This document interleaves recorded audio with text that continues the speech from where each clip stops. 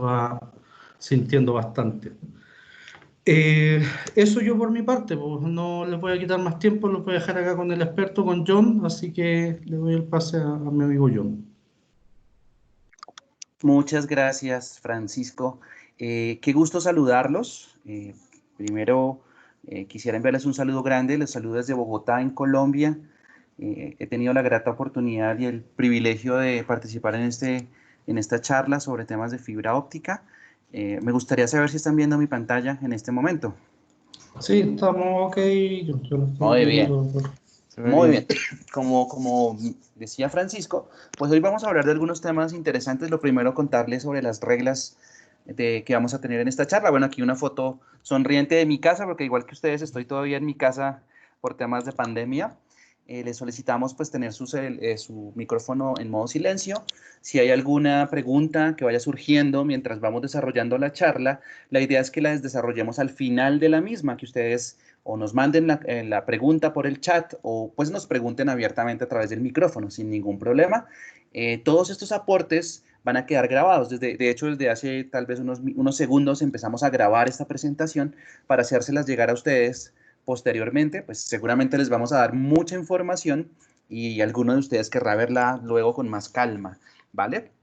Entonces, pues esperamos nuevamente que sea totalmente de su agrado y agradecemos a Francisco también por esta convocatoria que ha logrado tener y a los clientes importantes que están reunidos en esta tarde. Muy bien, como ya mencionaba Francisco, pues vamos a hablar de varios temas, entre ellos un tema importante y es entender los conceptos básicos del funcionamiento de una fibra óptica, qué tipos de fibra óptica tenemos o manejamos en el mercado actualmente, cuáles tipos de terminación tenemos en fibra óptica, ventajas y desventajas de los que tenemos en este momento. Y vamos a tener un espacio para hablar de altas velocidades, me refiero a 40 y 100 gigas, y algunas tendencias en infraestructura en cuanto a temas de fibra óptica. Entonces, pues, arranquemos con los conceptos asociados a la fibra óptica. Yo suelo siempre comenzar estas charlas de fibra óptica diciendo que mi profesor de física de la universidad se debe estar revolcando en su tumba, porque yo trato de hacer esto muy sencillo y explicarlo de la manera más básica posible. Y es que si uno pudiera explicar cómo funciona una fibra óptica, primero físicamente, ¿qué es? Pues es una tubería de luz que normalmente está hecha de silicio y de óxido de silicio. A través de esta tubería lo que llevamos son fotones que se convierten en datos, básicamente. Entonces es un cilindro muy fino de vidrio que está rodeado por un revestimiento. Toda la información que estamos llevando pues se transmite a través de o en forma de haz de luz que se propaga a través del núcleo de la fibra óptica. Todo esto se basa en una ley que seguramente estudiaron ustedes en la universidad o en el colegio, que era la ley de Snell. La ley de Snell lo que me indicaba era que si yo tenía dos índices de refracción, dos medios de transmisión, pues uno podía tener una luz que se podía reflejar o transmitir de acuerdo a los ángulos con los que yo las llevo. Si ustedes pudieran ver aquí en la parte de abajo de esta gráfica, pues tenemos las partes básicas de una fibra, que es el núcleo. Seguramente lo han visto ustedes en alguna literatura o lo conocen como el core. Tenemos un revestimiento que es el cladding y precisamente estos son los dos primeros medios que les mencionaba yo hace un momento, y sobre esto tenemos una protección primaria o primary coating en inglés. Entonces, ¿qué es lo que tenemos al interior de una fibra óptica? Pues básicamente esto, que es el núcleo y el revestimiento, es decir, un medio N1 y un medio N2. Tenemos una luz y dependiendo de cómo reflejo yo este ángulo θ1, dependiendo de ese ángulo, pues yo comienzo a jugar para lograr un ángulo crítico para que la luz no se escape del núcleo, sino que rebote contra la pared del revestimiento o la pared del núcleo. Si uno pudiera hablar de palabras muy sencillas, pues es un espejo donde la luz va rebotando a través del mismo y viajando en la distancia de la fibra óptica. Como les mencionaba, normalmente este núcleo, que aquí llamamos N1 o medio 1, tiene un índice de refracción y está fabricado en silicio, y el revestimiento normalmente en óxido de silicio, pues que es un material que tenemos en abundancia en el planeta Tierra. Y ahora, ¿cómo hacemos para transmitir la luz de un extremo al otro? Pues normalmente lo que necesitamos son unos equipos activos en cada uno de los extremos con unos transmisores y receptores que seguramente los conocen ustedes como transceivers o transceptores tal vez, o seguramente han escuchado el concepto de mini GBIC, que bueno, que mini GBIC ya se quedó un poco atrasado en el tiempo porque cuando hablábamos de mini GBIC estábamos hablando de llegar hasta 1 gigabit por segundo de tasa de transmisión de datos y hoy estamos hablando mucho más allá de 1 gigabit. Por eso tal vez hablemos de manera más adecuada como transceivers o como transceptores, ¿vale? Normalmente yo debería tener el mismo modelo de transceiver o transceptor en ambos extremos del canal de fibra óptica y eso hace que aparezca la segunda característica que están viendo ustedes en la pantalla y es que no permite autonegociación la fibra óptica, cosa que sí se puede hacer en el cobre, cuando uno transmite señales a través de un canal de cobre, ¿vale? Normalmente un canal de fibra óptica puede ser un solo hilo, dependiendo de la tecnología que yo utilice, pero usualmente son dos. Siempre que hablamos de un canal de fibra óptica, estamos hablando de 2 hilos de fibra óptica. Bueno, ya hablaremos tal vez del tema GPON, que seguramente han escuchado ustedes mucho. En GPON sí estamos hablando de un solo hilo. Cuando estamos trabajando en temas de transceptores, pues normalmente debo, entre otras cosas, especificar el tipo de conector, que usualmente es un conector LC, qué tipo de fibra debo manejar, que ya vamos a ver el tipo de fibras que existen en el mercado, qué ventana de operación, me refiero a qué longitudes de onda de transmisión de la luz se deben trabajar, cuál es la distancia máxima que soporta el enlace, aquí hay algunos ejemplos, 500 metros, 10 kilómetros, 20 kilómetros, cuál es la velocidad que yo quiero transmitir allí en ese enlace, 10 gigas, 100 gigas, o 1000 megas, ¿de qué estamos hablando? Y tipos de fuente, es decir, cuál es el tipo del emisor óptico que se está manejando. Es decir, que cuando yo especifico un transceptor de estos, un transceiver, pues debo tener en cuenta cada una de estas características. Acá hay una foto pues de un equipo activo con unos puertos RJ45 para transmitir en cobre y unos que están adecuados para poner precisamente un transceiver de los que les menciono. Pero bueno, revisemos qué tipo de luz es la que se transmite al interior de una fibra óptica. Pues en la parte derecha de la diapositiva pueden ver el espectro de luz. Tendremos una parte que es la visible, la luz visible, que está normalmente entre unos 400 nanómetros hasta los 780 nanómetros, que son los colores que puede detectar nuestro ojo, básicamente desde el violeta hasta el rojo. ¿Cuál es la luz que se transmite al interior de una fibra óptica? Pues si estamos hablando de fibra multimodo, que ya vamos a ver cuáles son sus características, pues estamos hablando de 850 nanómetros, esa es su longitud de onda, pero tiene otra segunda ventana de transmisión a los 1300 nanómetros. Si estamos hablando de fibra monomodo, que son para largas distancias, pues trabajamos a 1310 nanómetros y a 1550 nanómetros. Y aquí a la izquierda, pues cuáles son los tipos de fuente que tenemos en este momento.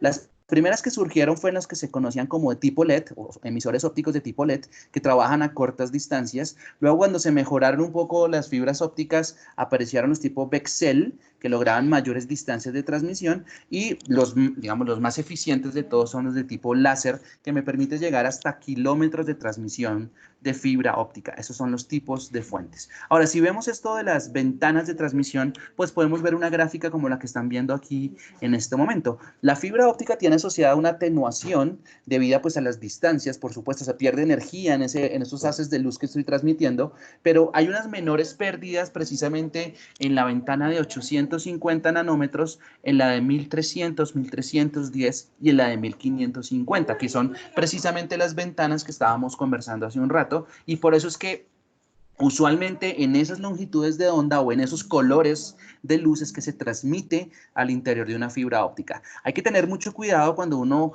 por ejemplo, tiene un patchcord de fibra en la mano y lo acerca hacia su ojo y está conectado a un circuito, porque es posible que uno diga, no, pero yo no estoy viendo nada, eso está apagado. Resulta que puede que sí se esté transmitiendo luz, pero en longitudes de onda que no podemos ver y lo que estamos haciendo es dañando nuestro ojo, porque se quema la retina básicamente. Por eso hay que tener mucho cuidado con el tratamiento de circuitos que no estamos seguros que están apagados, digámoslo así. ¿Vale? Muy bien.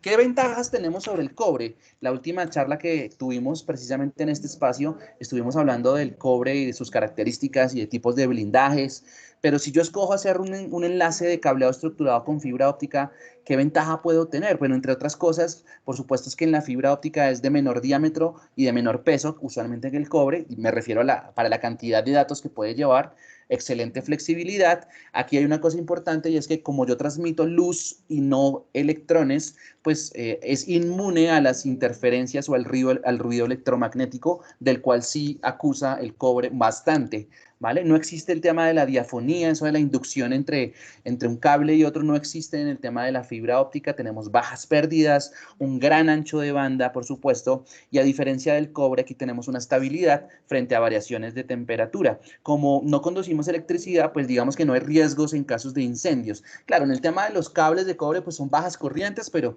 aún así hay que mencionarlo, por supuesto. Tenemos muchos más referencias para fibra óptica de tipo exterior que en el caso del cable, por supuesto. Y como les mencionaba hace un rato, pues el dióxido de silicio pues, es un material que es abundante en la naturaleza, ¿vale? Ahora, me dirán ustedes, bueno, usted me está contando las ventajas. ¿Y cuáles son las desventajas? No puede ser todo ventaja. Yo personalmente creería que en el tema de las desventajas todavía falta capacitación en muchos de los instaladores que se dedican a este tema y la mayoría, si no todos, conocen cómo instalar un canal de cobre, lo saben hacer, sus técnicos con los ojos cerrados lo pueden hacer, pero cuando pasamos a fibra, ya la cantidad de expertise o de know-how al respecto es un poco menor. No todas las empresas instalan fibra óptica, no todas las empresas tienen muy claro cómo funciona. Entonces creo que todavía no está lo suficientemente pues metido en el mercado. Me refiero a nuestros mercados de Latinoamérica, ¿no? Si uno va a Estados Unidos o Europa, de pronto la cosa no esté así, pero en nuestros mercados todavía falta mucha educación sobre esto, diría yo. Y a veces la gente prefiere cuando instala algo de fibra, pues contratar al especialista, a la empresa que está dedicada al tema y le paga por hacer las fusiones que tenga que hacer y probar lo que tenga que probar. Eso suele pasar mucho, ¿vale? Pero existe como tal. ¿Qué parámetros de transmisión tenemos en una fibra óptica o qué pérdidas asociadas, que hablamos de decibeles por kilómetro asociados a la transmisión de datos? Entre otras cosas, pues tenemos absorción, que ocurre por imperfecciones en la fibra, por dispersión o deformaciones mecánicas, es decir, alé muy fuerte la fibra o la doblé, no cumplí el radio de curvatura y por eso podemos llegar a tener algunas pérdidas asociadas. Es importante recordar que lo que estamos transmitiendo aquí es luz. Cuando llega al otro extremo, lo que hay es un fotodiodo que toma las señales lumínicas, esos encendidos y apagados, y los convierte nuevamente en señales eléctricas. Entonces debemos tener mucho cuidado en la instalación de la fibra porque es delicada, digámoslo así, si no se tienen las consideraciones del caso.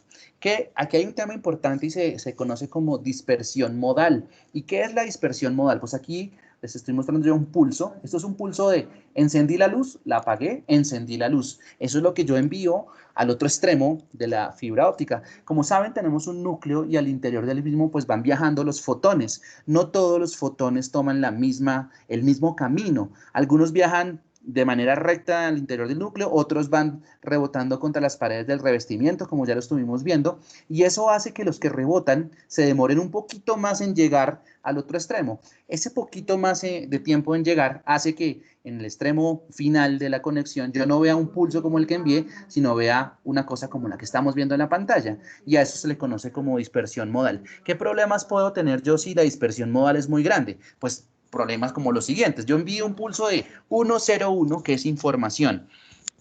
Al otro lado yo debería verlo también como on-off-on o 101. Pero ¿qué pasa si la dispersión modal es muy grande o excesiva? Pues puede que los dos pulsos sean estén tan cercanos que el umbral del receptor detecte el 0 como un 1, como en el ejemplo que le estoy mostrando en este momento. O si tengo una atenuación demasiado grande en el canal, pues resulta que ya ni siquiera ve los unos, sino que lo ve todo en 0. Entonces, dependiendo de la dispersión modal de la fibra óptica, pues podemos enviar más o menos datos en un momento dado. Y por eso es que una fibra es diferente de la otra y tiene unos anchos de banda asociados. Normalmente los que trabajan con tipo láser, que lo vimos hace un rato, que concentran toda la luz en un punto, pues tienen un ancho de banda mucho mayor porque pueden enviar pulsos mucho más rápidos. Eso no sucede con los que trabajan con tipo LED, porque la dispersión modal es tan grande que se cruzan los pulsos de luz y no puedo enviar tantos datos, ¿vale? ¿Qué tipos de fibra se trabajan hoy en día en el mercado? Bueno, ya estuvimos hablando de eso. Tenemos dos grandes familias.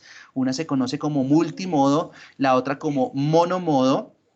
La primera de ellas pues se caracteriza por tener un núcleo que usualmente está entre 62.5 micrómetros y 50 micrómetros, que es como la foto que están viendo ustedes acá, este corte transversal, con un revestimiento que va a 125 micrómetros. Para que ustedes se den una idea de estos diámetros, un cabello humano tiene 70 micrómetros de diámetro, si yo cortara un cabello humano. O sea, que estamos hablando de un cabello humano, básicamente, ¿vale? ¿Cuál fue la primera fibra óptica que salió? Precisamente la OM1. Estamos hablando de fibra multimodo. OM significa Optical Mode, ¿vale? Y la primera que salió precisamente medía 62.5 micrómetros en el núcleo. Esta fue una versión en Estados Unidos. En el Oriente, en Japón, se fueron por una versión de 50 micrómetros en el núcleo, y creo que al final esa fue la que terminó ganando, porque al aparecer la OM2, OM3 y OM4, estas tienen un núcleo que va solamente a 50 micrómetros. De hecho, la OM1 ya se ha dejado de fabricar.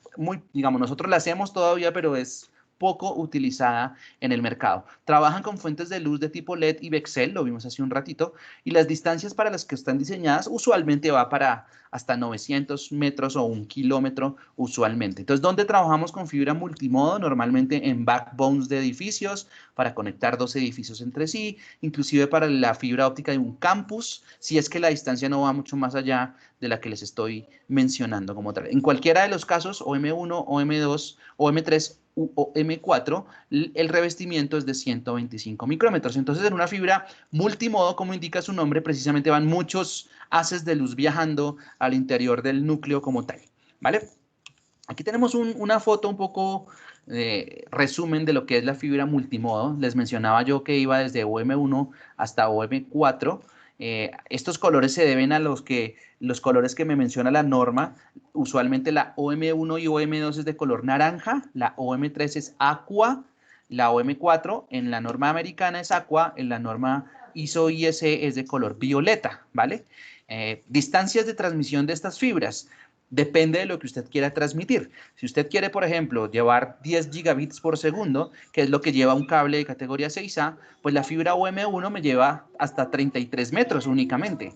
Es decir, que en caso de la OM1, el cable de cobre es mejor. En la OM2 estamos hablando de hasta 82 metros más o menos, bueno, que sigue siendo mejor, perdón, 88, sigue siendo mejor el cable de cobre. En la OM3 ya cambia la historia, ya vamos en 300 metros, es decir, que es mucho mejor que un cable de cobre. Y en la OM4 definitivamente mejor, estamos hablando de 550 metros para llegar a una velocidad o tasa de transmisión de 10 gigabits por segundo. Cuando pasamos a la otra gran familia, que es la fibra monomodo, su principal característica es que el núcleo o el core tiene un diámetro muy pequeño. Estamos hablando de entre 8.3 y 11 micrómetros. Siendo el revestimiento de los mismos 125, tenemos un núcleo que es muy pequeñito. ¿Y qué es lo que permite? Pues que el haz de luz viaje en un solo modo, por eso se llama monomodo, en un solo modo de un lado hasta el otro. Usualmente trabajamos con una fuente de luz de tipo láser. El tipo de fibra monomodo se utiliza normalmente para planta externa, es decir, donde necesitamos distancias muy grandes, ¿vale? De kilómetros, de 10, 20, 30 kilómetros, 40 kilómetros, se utiliza fibra monomodo. No quiere decir esto que yo no pueda utilizarlo en distancias cortas, también se puede, simplemente que hay que tener los transceptores correctos para no quemar los equipos. Si ustedes, por ejemplo, ponen una fibra monomodo a 300 metros con transceptores de 40 kilómetros, pues seguramente van a dañar los equipos porque los equipos son muy potentes y están diseñados para unas distancias determinadas, ¿vale? Más adelante vamos a ver que estamos en una tendencia a utilizar fibra monomodo en data centers, es algo que no se usaba, porque normalmente siempre utilizábamos multimodo, pero hoy en día estamos en esa labor. ¿Por qué?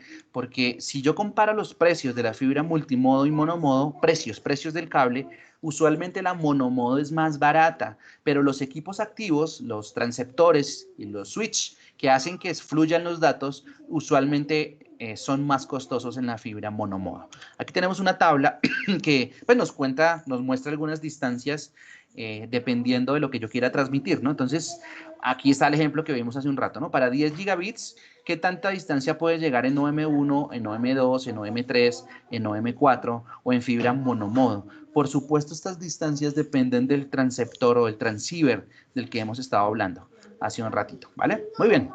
¿Qué tipo de terminaciones de fibra óptica se manejan hoy en el mercado? Pues hay bastantes. Seguramente la que ustedes más conocen o reconocen es la que utiliza una máquina que se llama fusión o a través de fusión, ¿vale? ¿Cómo funciona? Es muy, muy sencillo. Lo que hago yo es que llego con la fibra óptica hasta la cabecera como tal. En la cabecera yo tengo algo que se llama un pigtail. Básicamente un pigtail es un hilo de fibra óptica que tiene un conector en la punta, ¿vale? Y lo que hago yo es simplemente con una máquina que, como les mencionaba, se llama fusionadora, enfrento los dos hilos de fibra óptica, aplico una alta tensión y lo que hago es lograr que los dos núcleos queden juntos, alineados y que la luz se pueda seguir transmitiendo. Yo llego simplemente con el pigtail, con el conector y lo pongo en el enfrentador. Así de sencillo. Ventajas de utilizar terminaciones con fusión, pues que las pérdidas asociadas en dBs son muy, muy bajas. ¿De qué depende que las pérdidas sean muy bajas? Pues de la fusionadora que usted utilice. Como saben ustedes, tenemos fusionadoras desde $1000 hasta, no sé, $20,000, dependiendo de la marca. Inclusive nuestro distribuidor en Chile, Stec, vende sus fusionadoras, que son, por cierto, bastante buenas. Entonces, depende de la máquina que usted esté usando. Por supuesto, la norma me permite unas pérdidas máximas, entre otras cosas, desde máximo 0.1 dBs. Entonces, si la máquina es una máquina decente y a usted le da una pérdida mayor a 0.1 dBs, la máquina le avisa, oiga, no, esto quedó mal hecho, vuélvalo a hacer porque no cumple con la norma, ¿vale? Entonces, depende, como les digo, si usted tiene la máquina, pues es un método de terminación bastante bueno, hilo por hilo. Aunque existen algunos que se pueden hacer multi-hilos, pero también cuesta muchísimo más. La segunda forma de terminación, pues son a través de conectores. En el caso de Leviton tenemos dos familias. Uno se llaman conectores epóxicos. Normalmente son conectores que yo pongo en la punta del hilo de fibra y que llega a la cabecera. Yo tengo que utilizar unas lijas de 3 tipos de lijas con figuras en 8, tener una persona que sepa, luego utilizar un microscopio para verificar que esté bien pulido el conector, luego aplicar un pegante y un acelerante y pegarlo como tal. ¿Por qué es bueno o malo? Si usted tiene una persona con mucha experiencia, seguramente lo va a hacer bastante bien. Si no tiene personas con experiencia, pues va a sufrir un poco haciéndolo con conectores epóxicos. Y el otro método de terminación que está aquí dentro de este número 2 es el que nosotros denominamos prepulido o mecánico. En el prepulido, pues el conector ya viene desde la fábrica pulido como tal. Se lo voy a mostrar acá, es esta terminación, este de acá. A ver, les hacemos un círculo para que ustedes lo conozcan. Este de acá. Entonces, esa carcasa negra que tiene encima precisamente es donde aloja un pegante. Yo llego con la fibra desde la parte posterior. Lo que pongo enfrente del conector es un BFL, esto es un Visual Flow Locator o un generador de luz. Lo pongo aquí en este extremo de acá. Y cuando las dos fibras se alinean, obviamente yo tengo que cortar el hilo de fibra a 90 grados con una cortadora, pues aquí se puede ver la luz que se escapa o no se escapa de la conexión. Cuando la luz se deja de escapar de la conexión, yo simplemente cierro este conector, esta carcasa negra, y la retiro y me queda así. Estoy señalando, ¿vale? Está bastante bien, tiempo de instalación es menor a 1 minuto, no se requiere experiencia y se puede reutilizar hasta 3 veces, ¿vale? Entonces, en el caso de Leviton, pues es el que nosotros recomendamos. Claro, es un poco más costoso que la terminación epóxica o con pegantes, pero también es mucho más fácil de utilizar, ¿vale? Y el tercer método de terminación, pues lo estaba contando Francisco cuando arrancamos, y es precisamente la fibra preconectorizada, que ya vamos a hablar un poquito de qué se trata. ¿Dónde utilizo yo fibra preconectorizada? Sus características, pues, entre otras cosas, es que, como su nombre lo indica, ya viene preparado desde la fábrica con los conectores en sus extremos como tal, ¿vale? Tenemos conectores de alta densidad que me permiten poner en un solo conector hasta 24 hilos de fibra óptica. Es decir, que yo puedo conectar o desconectar 24 hilos a la vez, simplemente con un clic, ¿vale? Pues vamos a verlo, porque precisamente ese tipo de conectores son los que utilizamos cuando hablamos de altas velocidades de fibra óptica como tal, ¿vale? En este caso, 40 o 100 gigas. Pues aquí tenemos, por ejemplo, dos gabinetes que queremos conectar y lo queremos hacer, si quisiéramos hacerlo con un enlace LC, pues usualmente un canal de enlaces LC son dos fibras ópticas que terminan en ese tipo de conectores. En extremo y extremo usualmente tenemos unos enfrentadores y así podemos realizar el canal, la unión los dos elementos. Pero en esta foto que estamos viendo en la pantalla, pues lo que estamos haciendo es utilizando unos cables de 24 hilos, con unos conectores bastante curiosos en las esquinas, que se conocen como MPOs. ¿Qué es un conector MPO? Pues aquí lo vemos un poquito más grande. Es un conector que me permite poner o alinear de manera bastante precisa, en principio desde 8, 12 o 24 hilos, y que lo conecto a través de un enfrentador. Aquí tenemos un enfrentador como tal. Normalmente estos conectores pueden ser machos o pueden ser hembras, precisamente para poder alinear adecuadamente las fibras ópticas, ¿vale? ¿Qué necesito más bien para hacer entonces una conexión con fibra preconectorizada? Entre otras cosas, miren, aquí tenemos a esto lo llamamos un trunk de fibra óptica. Por el color que estamos viendo acá, pues esto es una fibra OM4, ¿vale? Con conectores MPO en sus esquinas.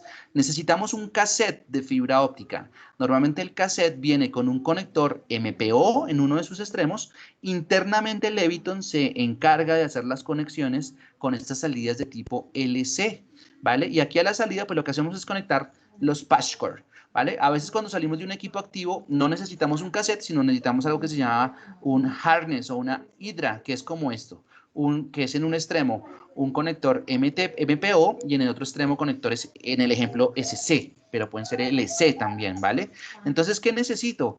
Pues aquí les estoy mostrando en pantalla los tipos de conectores que tiene Leviton desarrollados, y nosotros utilizamos ya no uno que se llama MPO, sino que se llama MTP. MTP es la versión mejorada del MPO, con unas condiciones técnicas mucho más elevadas y una mejor construcción que hace que haya menores pérdidas asociadas, ¿vale? Leviton dejó de fabricar MPOs y ahora solo fabricamos MTPs, porque resulta que nuestros clientes que utilizan este tipo de conectores usualmente son los data centers. ¿Y por qué? Porque son los data centers los que utilizan este tipo de terminaciones. Pues entre otras cosas porque las ventanas de operación al interior de un data center son muy reducidas y yo necesito conectar rápidamente o desconectar rápidamente mucha cantidad de fibra óptica. Pues como les digo, de un clic, a la vez de un clic puedo conectar 24 hilos o desconectar 24 hilos, por ejemplo.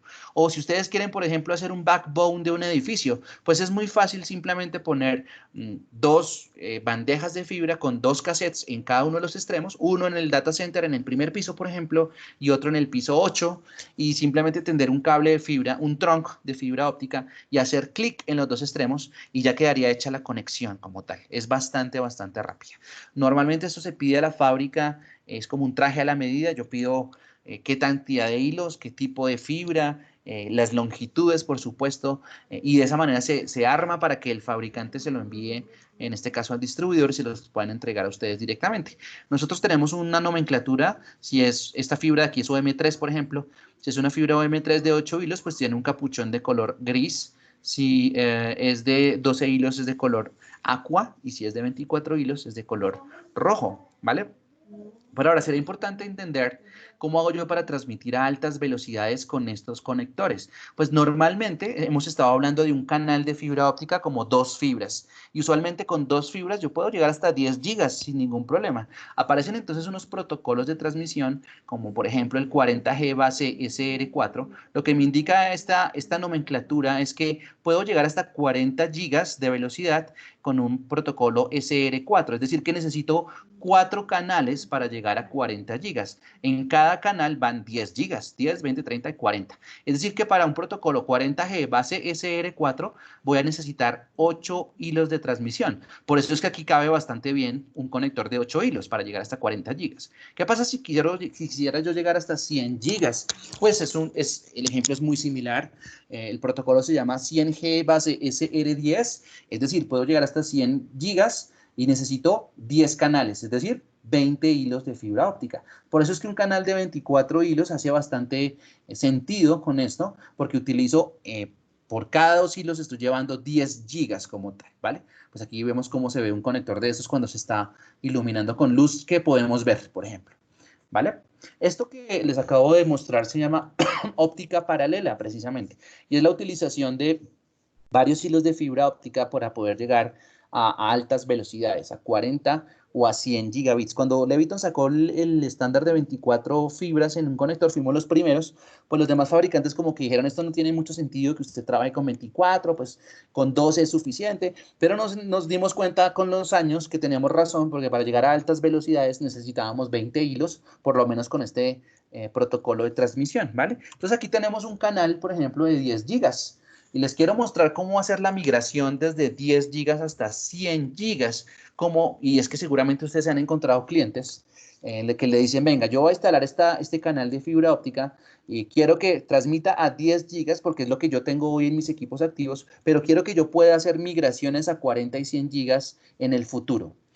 ¿Cómo lo podemos hacer? Pues aquí hay un ejemplo muy claro. Este es un canal de 10 gigas, tenemos cassettes en ambos extremos del canal, tenemos un enlace, en este caso el ejemplo es con un enlace de 24 hilos como tal, y tenemos en los extremos pues patchcord que son de 2 hilos, es decir, aquí tengo un canal de 10 gigas sin ningún problema. ¿Cómo haría yo para migrar hasta los 40 gigas? Pues sería muy sencillo, simplemente lo que hago, permítanme un segundito que esto no quiso avanzar más. A ver, ¿qué pasa?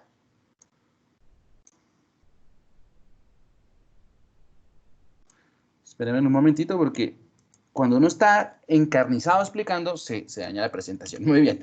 Quiero ir hasta 40 gigas, entonces, ¿cuál sería el camino correcto? Pues miren, yo sigo utilizando el canal de 24 fibras. Lo que hago es cambiar los cassettes en los extremos. Ahora, miren que los cassettes que utilizamos, me devuelvo, eran MTP ALC. Cambié esos cassettes por unos cassettes que fueran MTP a MTP.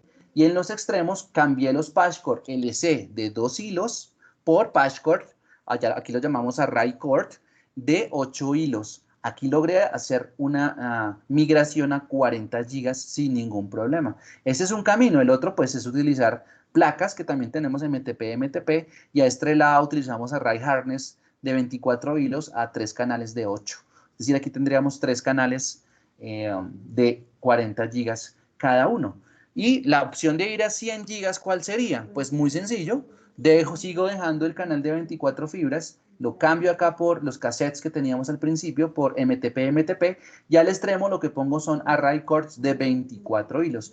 Aquí en este momento lo que tengo es un canal de 100 gigas. Si ustedes se dan cuenta, el común denominador de las 3 gráficas que vimos es precisamente este trunk de fibra óptica, porque desde el principio, desde el diseño, a pesar de que cuando yo lo tenía en 10 gigas estaban sobrándome fibras, pues cuando fui creciendo en la velocidad de transmisión de datos, pues este cable se mantuvo y yo solamente tuve que cambiar en los armarios los cassettes y cambiar los patchcord, pero toda esta troncal de fibra óptica que me tomó un tiempo montar y buscar la ruta y todo lo demás se sigue manteniendo. Por eso es que en este tipo de migraciones, normalmente nosotros, si el cliente quiere llegar hasta 100 gigas con este protocolo, recomendamos que utilicen desde el principio conectores de 24 hilos. ¿Qué logramos? Pues migraciones más sencillas a 40 y 100 gigas, menores costos de mantenimiento y retorno de inversión más rápida, por supuesto, mayor densidad, es obvio, menos troncales requeridas para el mismo número de fibras y, por supuesto, menores reducciones en el porcentaje del llenado de las ducterías. Ahora, hay que tener mucho cuidado con algo que se llama la polaridad. Cuando estamos trabajando con estas fibras multifibras, pues aparece este concepto que si uno no lo tiene claro, pues puede llegar a un punto en el que no le funcione la transmisión de datos. ¿Y cómo funciona? Pues vamos a ver un ejemplo muy sencillo con una polaridad de una fibra bifibra o dúplex, llamámoslo así. El concepto es el siguiente. En un extremo vamos a tener un transceptor, un switch, por ejemplo, con un puerto que es de transmisión y otro de recepción. Lo estamos viendo ahí en la pantalla. En el otro extremo tenemos el segundo switch o el otro switch con 2 puertos, transmisión y recepción. La idea para que funcione este enlace de fibra es que esté conectada la transmisión con la recepción y la recepción con la transmisión. Es decir, que yo debo hacer un cruce, llamémoslo así, en algún punto de la conexión para que no me quede transmisión con transmisión. Si me queda transmisión con transmisión, recepción con recepción, pues no va a funcionar el canal. Entonces vamos a ver dónde hacemos el cruce en este ejemplo de 2 fibras. Vamos, por ejemplo, siguiendo esta fibra negra que salió de la transmisión. Va por acá, al enfrentador, luego hay una fibra de dos hilos, entra la fibra como tal, y aquí hago el cruce como tal para que salga por acá y llegue a la recepción. logré conectar transmisión con recepción. Otra opción es dejar el cable que conecta los dos enlaces totalmente recto y hacer el cruce en uno de los patchcord, que es lo que estamos haciendo en este ejemplo. Este está recto, el cable está recto y el cruce lo hice en este patchcord que está aquí. Ahí, digamos, ese es el concepto del tema de la polaridad.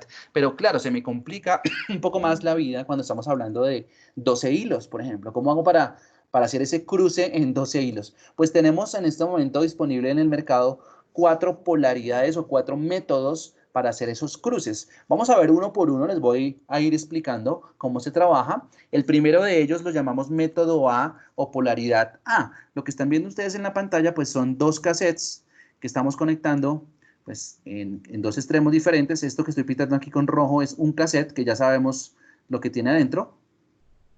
Tenemos pues unas salidas LC o SC y en el otro lado pues un conector MTP. Entonces en la polaridad A o método A lo que hacemos precisamente es que pues tenemos acá un patchcord normal, entra el cassette, luego entra al trunk de fibra óptica. Normalmente el trunk de fibra óptica, en este caso, está conectado 1 a 1, 1 con 1, 2 con 2, 3 con 3, así sucesivamente. Luego llega un cassette en el otro extremo, que es igual al que teníamos antes, y el cruce del que estábamos mencionando o hablando se hace en los patchcord, en uno de los extremos.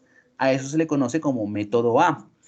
¿Cuál es el segundo método? Perdonen que me salte el B, ya les voy a explicar por qué. Vamos a hablar del método C. En el método C tenemos cassettes iguales en los ambos lados y miren que los patchcord están iguales. ¿Dónde hacemos entonces el cruce? Pues se hace precisamente en el trunk de fibra óptica. Es decir, está conectado 1 con 2, 2 con 1, 3 con 4, 4 con 3 y así sucesivamente. Es decir, el cruce lo hacemos al interior del trunk de fibra óptica. Esto facilita las conexiones porque los técnicos no tienen que empezar a cambiar los patchcord en uno de los extremos, como sí pasa con la polaridad A, sino que esto ya viene de fábrica, este trunk y los cassettes. Entonces simplemente instalan, conectan y pare de contar, ¿vale? Esa es la polaridad C, perdón, o el método C. Y cuando hablamos del método B, pues aquí es curioso el asunto porque se hace un cruce al interior del trunk que va 1 con 12, 2 con 11, 3 con 10, es decir, que se voltea todo el trunk de fibra óptica. Al voltear todo el trunk de fibra óptica, el cassette que estaba en el extremo remoto usualmente quedaba boca abajo. Los patchcord siguen siendo los mismos. Entonces, en algunos data centers, el patchcord, el cassette del lado remoto quedaba boca abajo y los técnicos tenían que conectar los patchcord al revés. A algunos clientes finales no les gustaba mucho eso, la verdad. Entonces, lo que decidimos los fabricantes fue que este extremo, este cassette del extremo remoto, nosotros lo fabricáramos de manera diferente para que no tuviéramos que conectar al revés los patchcord. Entonces quedaron en el método B cassettes de tipo alfa y beta, o lo llamamos core y edge, es decir, son cassettes diferentes en los dos extremos, ¿vale? Esa es la polaridad B. Normalmente entonces el cruce se hace pues en los cassettes como tal, ¿vale? ¿Y qué es eso de la polaridad universal? Pues, ¿cuál problema tiene la polaridad B? Pues que tengo que pedir, cuando hago yo los pedidos al fabricante, dos cassettes diferentes. Entonces, eso me lo quito de encima cuando aplico la polaridad universal. La polaridad universal lo que trabaja es un trunk de fibra óptica igual al de la polaridad B, es decir, estoy cruzando de extremo a extremo. Por ejemplo, aquí va 1 con 12, 2 con 11 y así sucesivamente. Y yo lo que hago es que los cassettes les hago una maniobra interna para que los dos cassettes sean idénticos. Entonces, miren, vamos a seguir este hilo de color azul. Recepción. Va aquí al punto 1, luego llega aquí al punto 12 y luego va aquí a la transmisión. Es decir, estoy logrando el cruce, pero utilizando cassettes iguales. Esa se le llama polaridad universal. ¿Qué polaridad debo utilizar entonces en mi data center?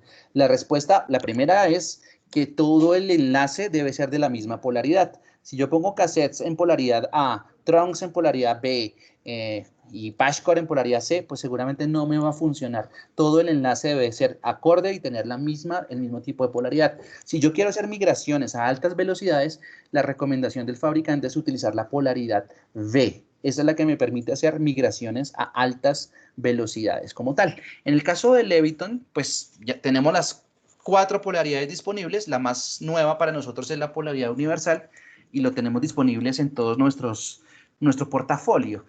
¿De qué depende este portafolio? Pues de la cantidad de hilos que ustedes necesiten. Por ejemplo, la referencia SDX puede poner hasta 72 fibras en una unidad de rack de un gabinete. Este método E2XHD, que es otra referencia nuestra, puede ir hasta 96 fibras, y el de alta densidad o HDX hasta 144 fibras en una sola unidad de rack. ¿Vale? Entonces, que Leviton aquí es muy fuerte en el tema de fabricación de fibra preconectorizada, y tenemos pues, casos de éxito a nivel internacional en temas de data centers, por supuesto, que es lo importante. ¿Vale? Y bueno, terminamos hablando de tendencias en infraestructura. Se nos ha ido el tiempo volando. Simplemente contarles cómo se han ido migrando las velocidades al interior de los data centers. Lo que les estoy mostrando en este momento es lo que conocemos como cloud server. Recuerden que, digamos, hoy tenemos, si uno pudiera identificar dos tipos de data centers, tenemos uno que llamamos cloud server, que es el servidor de la nube, y tenemos servidores locales.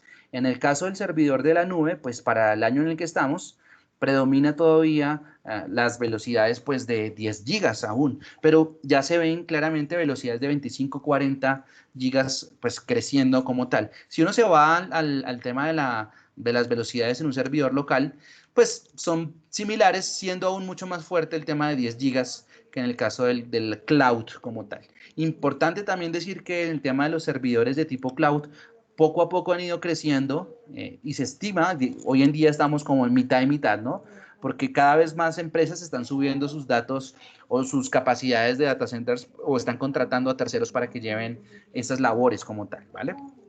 Si hacemos un estudio, una mirada desde las velocidades de Ethernet y de cuántos transceptores cumplan los clientes a nivel mundial en el tema de transceivers, pues podemos ver esta foto, ¿no? 2020, pues ha sido un año atípico, saben ustedes, por todo lo que está pasando.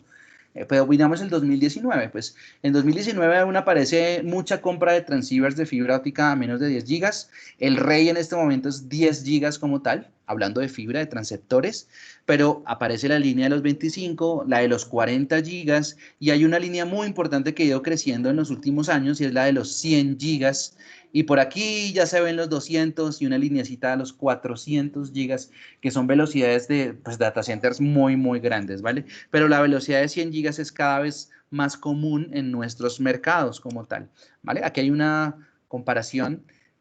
Simplemente me muestra cómo están los centros de datos corporativos frente a los de la nube. Recuerden que en un data center podemos identificar dos velocidades. Uno, en el caso de los servidores, que pues en el caso de los datos corporativos estamos hablando de 1 giga, y los enlaces ascendentes, o se conocen como uplinks, que son las velocidades de conexión entre los switches en los datos corporativos, en los data center corporativos, pues estamos hablando de 10 gigas. ¿Qué se espera en los centros de datos corporativos? Pues que las velocidades de los servidores suban a 10 gigas y que los uplinks suben a 40 o a 25 gigas como tal.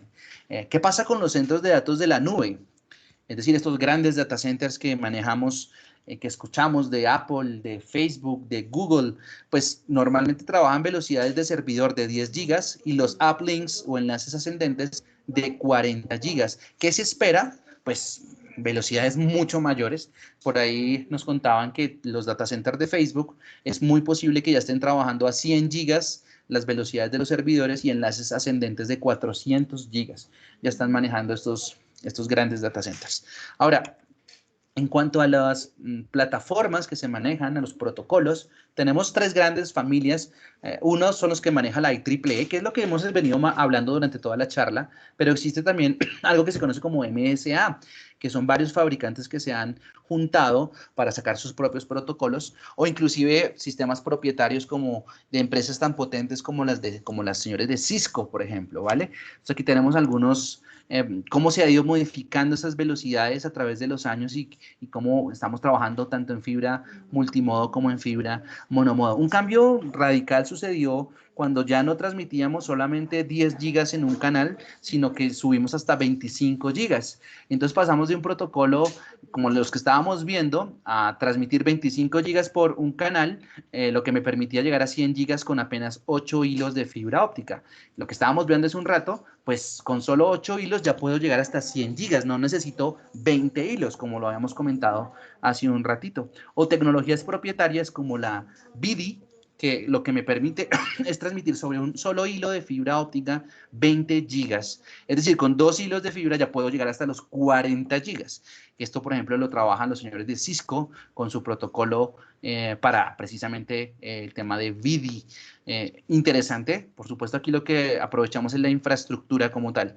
Estábamos hablando de 100 gigas de crecimiento de Ethernet a 100 gigas. Pues miren, estas son las velocidades que se han visto las más preponderantes. Entonces, en un data center, por ejemplo, en velocidades de 100 gigas, pues se ha visto la utilización y un mayor volumen en fibra monomodo de 2 hilos, lo que estábamos hablando hace un rato, ¿no? Entonces, la que más ha crecido, la que más se utiliza, de hecho, es precisamente esa, la de monomodo de 2 hilos para 100 gigas, y la que le sigue es multimodo, en este caso puede ser OM4 como tal, ¿vale?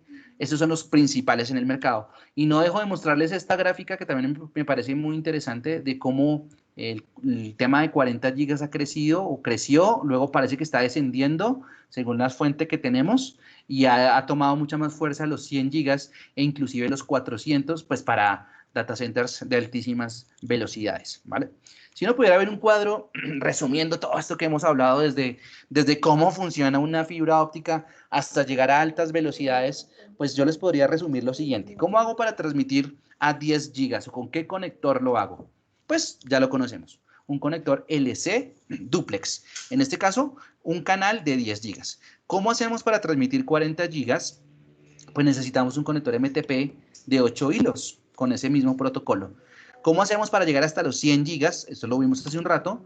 Pues con un conector ya no de 8, sino de 24 hilos, del cual vamos a utilizar solamente 20 fibras ópticas. Pero acabamos de ver un protocolo, este ViDi, que utiliza una tecnología de multiplexación por división aproximada de longitud de onda, que lo que me permite es en un par de fibras ópticas llevar hasta 40 gigas, 20 por cada uno de los hilos, ¿vale? Ahora, ¿qué hago si necesito crecer? Ya no llevo 10 gigas por un canal, sino llevo 25 gigas. Pues lo que puedo hacer es que con 8 hilos o con un conector de 8 hilos ya puedo llegar a los 100 gigas sin ningún problema. ¿Qué pasa si utilizo la misma tecnología para querer llegar a 400? Pues necesitaría 32 hilos como tal. Pero bueno, conectores de 32 hilos sí nadie tiene. Entonces no es muy común esta tecnología. ¿Y qué pasa si ahora lo que hago es llevar 25 gigas por cada fibra y llevo 4 colores de luz, que eso es CWDM? Pues aparecen escenarios como llevar 100 gigas en apenas 2 hilos de fibra o llegar a 400 gigas con apenas 8 hilos como tal. Inclusive lo que estábamos viendo hace un rato era que esto está pensado para que podamos llegar a 400 gigas apenas utilizando 2 hilos de fibra óptica. Lo que les quiero decir es que esto está evolucionando rápidamente, que ese mismo conector, ese humilde conector que me permitía llevar solamente 10, pues dependiendo del protocolo que utilice, miren que puedo llevarlo hasta 400 gigas sin ningún problema. Que el camino está listo, lo que les quiero decir, que esa ruta, ese trayecto por donde van los datos está preparado, cumple con la norma. Ahora lo que tenemos que escoger adecuadamente son los transceptores en los extremos y también saber si queremos crecer o no crecer para saber cuántas fibras debo utilizar. Esto es un tema que a mí me parece apasionante además, porque si uno deja de leer esto, y no sé si a ustedes les pasa, uno deja de leer esto un año y cuando vuelve a leer resulta que ya cambió todo, que ya la tecnología no es la misma. O sea, esto es una cosa que cambia muy rápidamente. El Leviton está, pues, por supuesto, en la punta, en la ola de la tecnología. Estamos con personal nuestro en donde se generan las normatividades, trabajando directamente con los que fabrican los equipos activos, en alianza con ellos, para saber hacia dónde va la tecnología y cómo debemos prepararnos para ello, ¿vale? Y pues nada, por aquí los dejo con mi presentación. Me gustaría pues abrir ya la posibilidad de que ustedes envíen preguntas en estos últimos 5 minutos, 6 minutos que nos quedan. Esto que ven en la pantalla son mis datos, mi teléfono, mi correo. Por supuesto, ya escucharon a Hernán Altamirano, él está también directamente en Chile, entonces les puede atender sin ningún inconveniente. Y a los que les interese este tema de la fibra óptica, pues con mucho gusto lo podemos trabajar también, ¿vale? Entonces, permítanme, ponemos por acá. Señor. Deja por ahí eso, está bien esa foto, digamos. Bueno, quiero aprovechar la oportunidad de presentarme. Mi nombre es Hernán Altamirano, soy el gerente a cargo de los proyectos de data center, edificios inteligentes y demás de Leviton acá en Chile. Ya hemos desarrollado varios proyectos bien interesantes con Leviton, pero quiero tomar 2 minutos para, digamos, confirmar lo que estaba conversando Francisco al principio, ¿ya? Y toda la presentación que ha hecho John en este momento. Con la siguiente pregunta: ¿por qué razón tendría yo que instalar fibra óptica preconectorizada en un data center? Y la respuesta es bien simple, es bien sencilla. Vamos a conceptualizar lo siguiente. Primero que nada, ¿qué es lo que es un data center? Hasta hace algunos años se hablaba de que el data center evidentemente era una habitación donde instalaba toda la informática de mi empresa, los equipos, etcétera, todo lo que era la conectividad, los switches, y esto era más bien una habitación donde no iba a intervenirla mayormente hasta que le hiciese mantención en 15 días o un mes más, en fin. Bajo ese concepto, se instalaron una cantidad importante de lo que llamábamos antiguamente los CPD, Centro de Procesamiento de Datos. Bueno, en la actualidad el data center tomó una figura totalmente distinta. El data center hoy día es un ente totalmente dinámico. Dinámico, ¿por qué? Porque están apareciendo más y más servicios en la red, nuevos servicios, altas velocidades, lo que ha implicado tomar una decisión respecto de si sigo yo instalando cabeceras, por ejemplo, de fibras ópticas que vienen fusionadas en el data center, o instalo fibra óptica preconectorizada.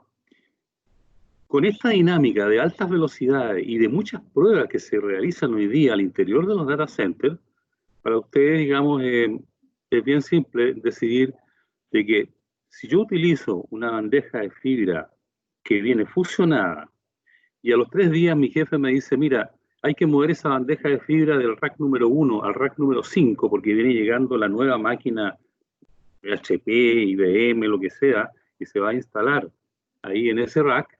Bueno, ¿qué es lo que tengo que hacer yo? Y es lo que nos está sucediendo y sucede siempre, normalmente. Primero, cortar el cable de fibra, tomar esa bandeja, llevarla al rack número 5, ¿ya? Perdón, disculpen.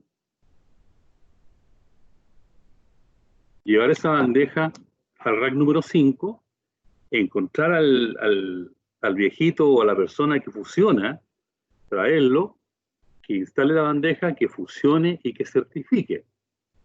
Ese proceso, normalmente los data centers, y de acuerdo a la experiencia que nosotros tenemos acá en Chile, no demora menos que 1, 2 días máximo. Pero el data center es dinámico. O sea, lo que ayer instalé, mañana lo tendré que mover de un lado hacia otro, o aumentar velocidades, o hacer pruebas con 10, con 40, con 100 o con 400 gigas.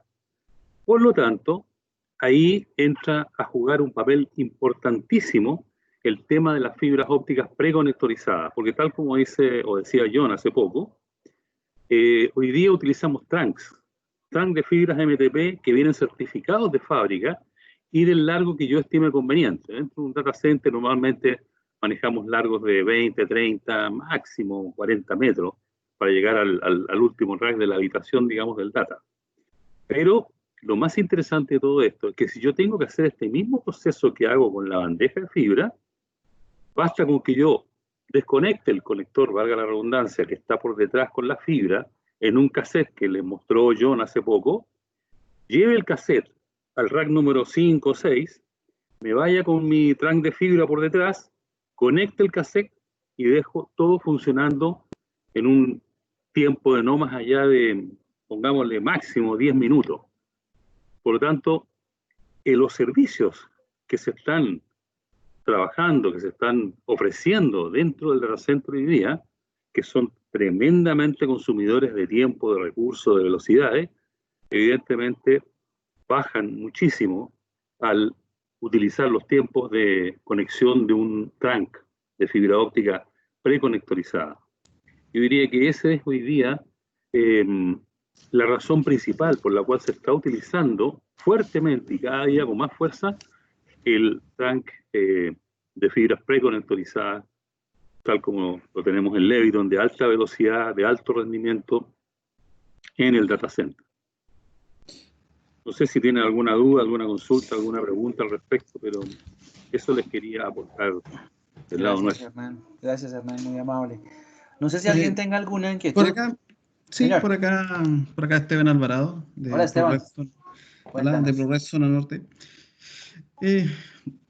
Lo que pasa es que me gustaría poder entender mejor las soluciones de la fibra preconectorizada, porque es cierto, yo dentro de mis data center hago muchas modificaciones y tengo que conectar, pero mi fibra, mi backbone, nosotros trabajamos para la minería, esa fibra tiene 40 o 20 kilómetros de tendido para llegar a mi data center. Obviamente, esos 40 kilómetros no uso una fibra preconectorizada porque no es ilógico.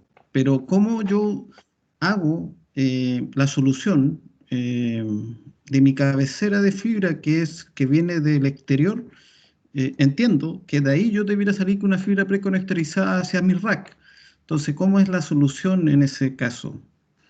Vale, Esteban, pues obviamente, primero corroborar lo que estás diciendo, la fibra de exteriores pues, o de planta externa, por supuesto que no es fibra preconectorizada, es fibra normal, llamémoslo así, de conexión tradicional, debería llegar hasta tu ubicación, hasta donde se hace la conexión entre el operador, digamos, y tu centro de datos como tal, y hay varias opciones. Una de ellas es que tú llegues precisamente a una cabecera donde hagas fusión, pero tú necesariamente tienes que llegar primero a un equipo activo al interior de tu data center. Entonces, esa conexión entre esa cabecera que se hizo con fusión y el equipo activo, ahí ya podríamos utilizar fibra preconectorizada, por supuesto, dependiendo de las distancias. Si es que no utilizas ahí fibra preconectorizada, pues se puede usar PashCord desde esa cabecera hasta tu equipo activo.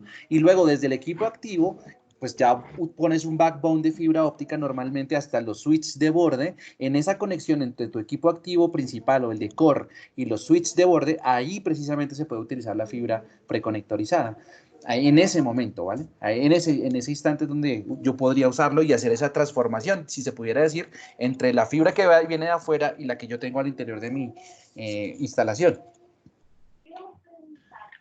Complementando lo que dice John, sí, la fibra preconectorizada se usa obviamente principalmente al interior de los edificios. Nosotros tenemos acá un ejemplo práctico en el edificio principal de Claro, el edificio que tienen ellos ahí en Ciudad de los Valles, perdón, en Huechuraba.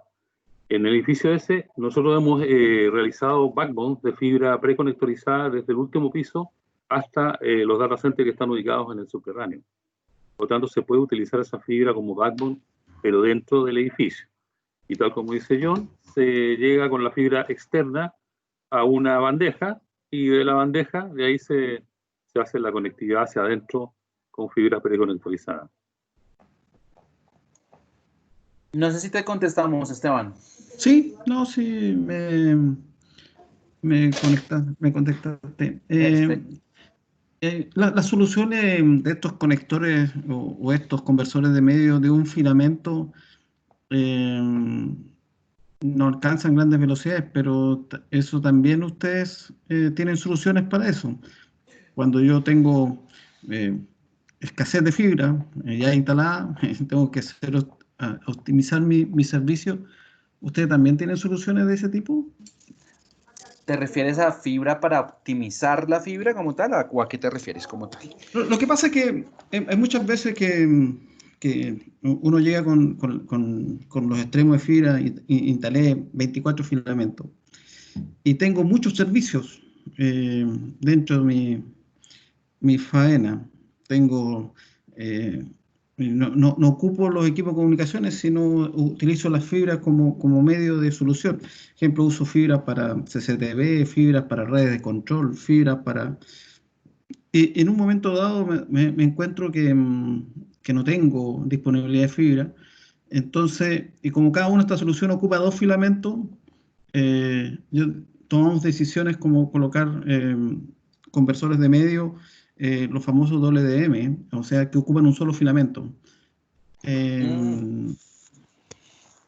Ya te entendí lo que nos estás preguntando. Pues particularmente en el caso de Leviton, nosotros no tenemos esa solución, pero sí manejamos equipos de GPON, que si has escuchado, digamos, el concepto del GPON, lo que hace es manejar sobre un solo hilo de fibra óptica, pues hasta 128 usuarios. Me refiero a temas de voz y datos como tal, ¿vale? Pero digamos que es un tema un poco diferente. Nosotros, Leviton particularmente es fabricante de equipos pasivos, únicamente de equipos pasivos, es decir, fabricamos el cable de fibra óptica, los patchcore, las cabeceras, los pigtails, para hacer canales de fibra óptica completos. Ya el volver dos canales en uno solo y demás, bueno, digamos que ahí son aditamentos que nosotros no tenemos en este momento, que Ya. seguramente son los que ya estás utilizando.